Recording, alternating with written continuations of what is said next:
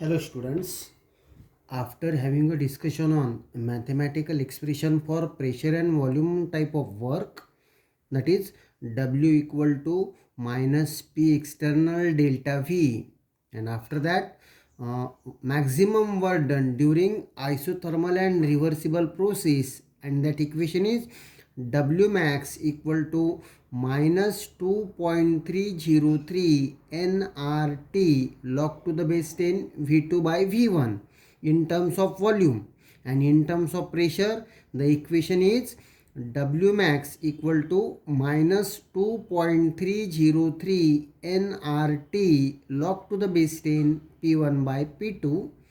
In today's lecture, let's have a discussion on numericals on the same formula. Okay, so first numerical, calculate the maximum work when 24 grams of O2 are expanded isothermally and reversibly from the pressure of 1.6 bar to 1 bar at 298 K. Okay, आधी data लिहा. ऑक्सिजनचं weight दिला आहे W equal to 24 grams. Okay, expanded isothermally and reversibly बघा, म्हणजे formula maximum work डनचा लावायचा आहे. हे दोन वर्डमधनं क्लिअर झालं आहे. From the pressure of 1.6 bar to 1 bar at 298 K, म्हणजे P1 घ्यायचा आहे 1.6 बार आणि P2 घ्यायचा आहे तुम्हाला 1 बार. ओके, टेम्परेचर दिलं आहे बघा T इक्वल टू 298 K, आणि काय विचारलं आहे, कॅल्क्युलेट द मॅक्झिमम वर्क, म्हणजे W मॅक्स इक्वल टू विचारलेला आहे. ओके, हा झाला डाटा. आता फॉर्म्युला कुठला लावणार तुम्ही, W max equal to minus 2.303 nRT log to the base 10 P1 by P2. Okay, आता इथे R कॉन्स्टंट पेपरमध्येच दिलेला असतो, त्याची व्हॅल्यू असते 8.314. ओके, आता R दिला आहे, T दिलेला आहे, P1 दिला आहे, P2 दिला आहे. तुम्हाला काय दिला आहे, काय नाही दिला आहे, N. मग Nसाठी दिला आहे त्यांनी वेट. मग N इक्वल टू काय शिकलो आपण, given mass upon molecular mass. Okay, आता या व्हॅल्यूनी फॉर्म्युला कसा बनणार बघा, मायनस 2.303 यांच्या जागी W upon M RT log to the base 10 P1 by P2. Okay, now substitute the values. Minus 2.303 given W किती दिला आहे 24, आणि ऑक्सिजनचं मॉलिक्युलर वेट असतं 32. R 8.314 into temperature 298 into log to the base 10. P1 ची value किती दिलेली आहे 1.6 अपॉन P2 1. ओके, आता हे झाल्यानंतर याचं लॉगनी कॅल्क्युलेशन तुम्हाला करायचं आहे. याची व्हॅल्यू कशी बघणार, 1.6 अपॉन 1 म्हणजेच तुम्हाला लॉग ऑफ 1.6च बघायचं आहे. ओके, म्हणजे 1 डिजिटवाला आहे, म्हणजे 0.16चं झिरोच्या घरात, त्याचा अँटीलॉग बघायचा नाही. ओके, त्या व्हॅल्यू मग जी काही व्हॅल्यू असणार, समजा आता लॉग ऑफ 1.6ची व्हॅल्यू तुम्हाला मिळणार लॉग टेबलमध्ये बघितल्यानंतर 0.2041. ओके, म्हणजे याच्याऐवजी इथे इंटूमध्ये काय लिहायचं 0.2041. आता या सगळ्यांचा काय घ्यायचा, लॉग घ्यायचा. आता लॉग घेतल्यानंतर अँटीलॉग पण कॅल्क्युलेट करायचा, आणि अँटीलॉगचं तुमचं कॅल्क्युलेशन केल्यानंतर ॲन्सर येते -873.4 joule. Okay, so this much amount of work is obtained. This will be your answer. After that, second problem. 1 mole of ideal gas is compressed from 500 centimeter cube against a constant external pressure of 1.2 into 10 raised to 5 Pascal. The work involved in process is 36 joule. Calculate the final volume. Okay, आधी data लिहा. 1 मोल म्हणजे यांची value 1. Okay, ideal gas is compressed from 500 cm cube म्हणजे volume दिलं आहे बघा V1. Okay, V1 equal to काय दिलं आहे त्यांनी 500 cm क्यूब. याला लगेच DM क्यूबमध्ये कन्वर्ट करा, 1000ने डिवाईड करा म्हणजे तुमचा आन्सर काय येतं आहे 0.5 DM क्यूब. ओके, आणखी काय दिलं त्यांनी एक्सटर्नल प्रेशर म्हणजे P एक्सटर्नल सुद्धा दिलेला आहे. P एक्सटर्नल किती दिलेला आहे 1.2 into 10 raise to 5 pascal. Okay, याला लगेच बारमध्ये कन्वर्ट करा. 1 बार म्हणजेच 10 रेज टू 5 पास्कल म्हणजे याला बारमध्ये कन्वर्ट करण्यासाठी 10 रेज टू 5 ने डिवाइड करा 1.2 बार. ओके, आणखी काय दिलं आहे work involved in the process W दिला आहे बघा 36 joule. Calculate the final volume म्हणजे V2 काय तुम्हाला विचारलेला आहे. V2 equal to question mark. मग या डाटावरनं मला सांगा तुम्ही फॉर्म्युला कुठला वापरणार. अगेन्स्ट एक्सटर्नल प्रेशर म्हणजे फॉर्म्युला कुठला लावायचा आहे तुम्हाला W equal to minus P external into delta V. म्हणजेच याला सॉल्व करा. डेल्टा V म्हणजे काय V2 minus V1. Okay, V2 minus V1. आता W किती दिला आहे तुम्हाला 36 joule equal to minus P external.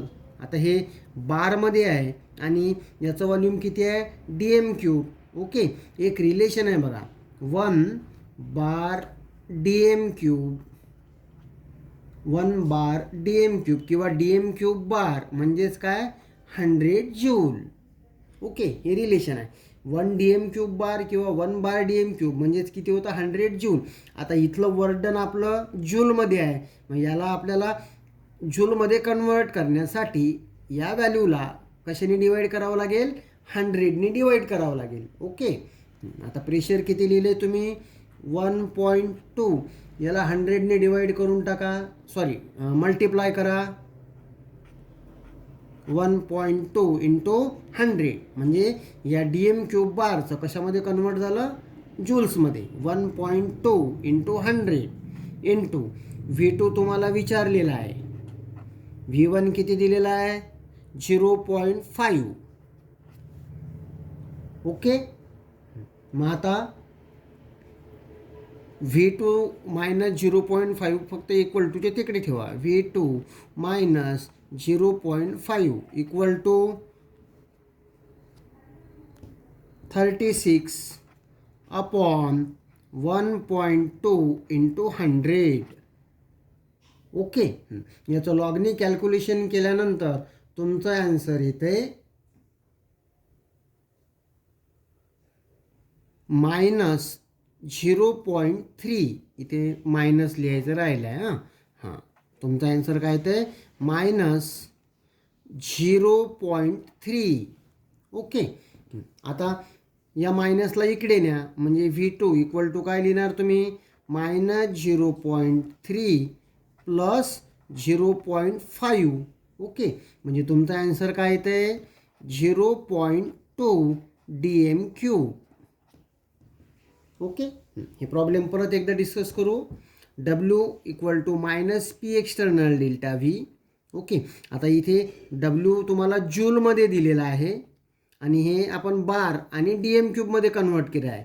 1 bar D M cube म्हणजेच काय 100 joule.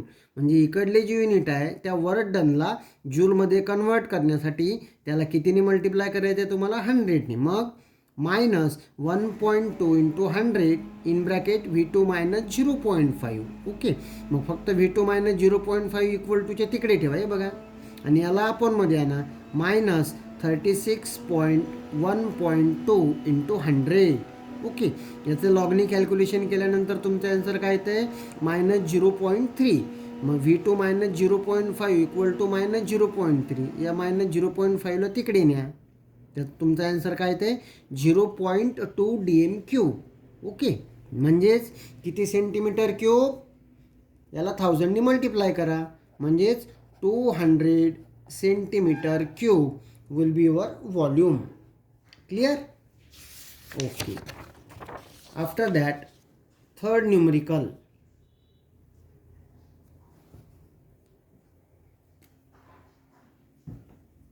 When 2.2 moles of an ideal gas are expanded from 3.5 dm³ to 12 dm³ against constant pressure, the work obtained is 3910 joule. Estimate external pressure. Okay, आता moles किती दिले आहेत, n equal to 2.2 of an ideal gas are expanded from 3.5 dm³ to 12 dm³. dm³ दिसलं की volume. मग V1 किती आहे तुमचं 3.5 dm³. V2 किती आहे तुमचं 12 dm³ against a constant pressure. Okay, estimate the external pressure म्हणजे P एक्सटर्नल तुम्हाला विचारलेला आहे. Work obtained is 3910 joule. आता फॉर्म्युला कुठला लावणार, W equal to minus P external delta Vच्या ऐवजी काय लिहिणार आपण आता V2 मायनस V1. ओके, आता इथे बघा वर्क डन जूलमध्ये दिलं आहे. ओके, व्हॉल्यूम DM³ मध्ये, म्हणजे प्रेशर जे काढायचं आहे आपल्याला ते कशामध्ये काढायचं आहे बारमध्ये, पण इकडली व्हॅल्यू जूलमध्ये दिल्यानंतर त्याला 100ने काय करायचं आहे आता जूलचं DM³ बारमध्ये कन्वर्ट करायचं आहे. ओके, आता इकडलं कन्वर्जन करू. आता याच्या आधी DM³ बार इंटू जूलचं कन्वर्जन करण्यासाठी आपण 100ने मल्टिप्लाय केलं होतं. आता या जूलचं DM³ बारमध्ये कन्वर्शन करण्यासाठी तुम्हाला 100ने त्याला डिवाईड करावं लागेल. ओके, ते काम आधीच करून टाका. एक्सपान्शनच्या वेळेला वर्क डन निगेटिव्ह असतं. ओके, म्हणजे घेताना काय घ्याल मायनस 3910 अपॉन 100. म्हणजे आता हे तुमचं युनिट कशात झालं DM³ bar. Okay, equal to minus P external. V2 किती दिलेला आहे 12 मायनस V1 3.5. ओके, मग आता देअरफोर आता याला इकडे आणा आपण मध्ये सॉरी P एक्सटर्नल हे मायनस याच्यासोबत इकडे आणा, म्हणजे तुमचं फायनल काय मिळणार मायनस 3910 अपॉन 100. मग आता 100ने त्याला डिवाईड करा, मग 2 घर 39.10 अपॉन 12 मायनस 3.5. त्याचा आन्सर काय येतं आहे 10 मायनस 5 5, 12 मायनस 4 8, म्हणजे 8.5. ओके, मायनस इंटू मायनस काय होणार तुमचं plus, minus into minus plus. मग याचे लॉगनी कॅल्क्युलेशन केल्यानंतर तुमचं P एक्सटर्नलची व्हॅल्यू काय मिळते तुम्हाला, the answer will be 4.6 bar. This will be your answer. Okay, after that moving on to next problem. Carbon monoxide expands isothermally and reversibly at 300K doing 4.754 kg of work. If initial volume changes from 10 dm cube to 20 dm cube, calculate number of moles of CO. Okay, परत एकदा problem. Expands isothermally and reversibly at 300K, म्हणजे T दिलेला आहे तुम्हाला 300 kelvin. Doing work W दिलेला आहे 4.754 kilo joule. याला जूलमध्ये लगेच कन्वर्ट करून टाकायचं. काय काय कराल तुम्ही, 10⁻³ मल्टिप्लाय करायचं, राईट. म्हणजे 4754 joule.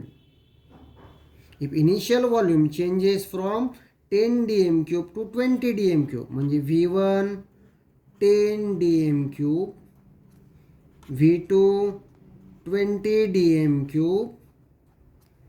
Calculate the number of moles, म्हणजे तुम्हाला N किती आहेत ते विचारलेलं आहे. ओके, मग फॉर्म्युला कुठला लावणार तुम्ही, W max equal to -2.303 nRT log to the base 10 V2 by V1. Okay, आता सगळ्या व्हॅल्यूज पुटअप करा. डब्ल्यूची व्हॅल्यू एक्सपान्शन झालं आहे, म्हणजे इथे डब्ल्यूची व्हॅल्यू घेताना काय घ्याल, मायनस घ्यायचं. -4754 इक्वल टू -2.303. एन विचारलेला आहे. आरची value 8.314 into temperature 300. Okay, log to the base 10. V2 किती आहे तुमचा 20 अपॉन V1 10. म्हणजे सरळ सरळ लॉग ऑफ 2ची व्हॅल्यू तुम्हाला बघायची आहे आणि ती किती येते 0.3010. ओके, आता फक्त एनला इक्वल टूचे तिकडे ठेवा, हे बाकीचं सगळं इकडे आणा. म्हणजे एन इक्वल टू तुम्ही काय लिहिणार, -4754 अपॉन -2.303 इंटू 8.314 इंटू 300 इंटू याची व्हॅल्यू किती आहे 0.3010. ओके, आता याच्यानंतर याचं लॉगने कॅल्क्युलेशन केल्यानंतर तुमचं ॲन्सर येतं आहे 2.75 मोल्स. ओके, म्हणजे कार्बन मोनॉक्साईडचे किती मोल्स आहेत त्या ठिकाणी 2.75. ओके.